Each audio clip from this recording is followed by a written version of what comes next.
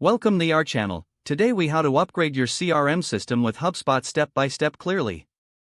Start by evaluating your current CRM system. Identify the features you need in the new system. Next, research HubSpot's CRM capabilities. Check which tools and integrations are available in HubSpot.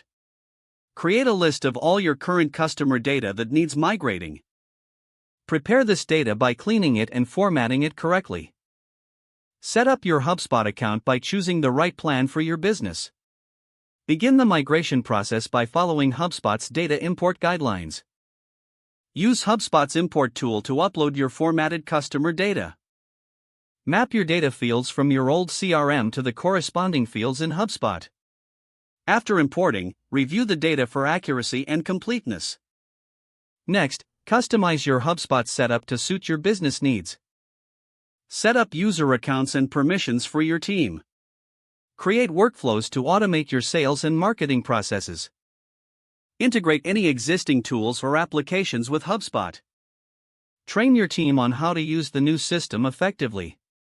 Encourage them to explore HubSpot's training resources and knowledge base. Monitor the performance of your new CRM system regularly.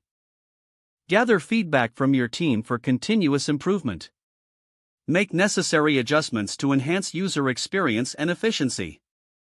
If the page does not load, refresh the browser or try again in a private or incognito window. Make sure you are using the correct email address, then retype it carefully to avoid small typos. If your password is not accepted, use the reset option and create a new strong password you can remember. Check your spam folder for verification or security emails, then complete any requested confirmation steps. Enable two-factor authentication if available to improve account security and reduce unauthorized access risk. After signing in, review your profile details so your contact information and settings are accurate and current. If you see an error message, note it down and try again after restarting your device and internet connection.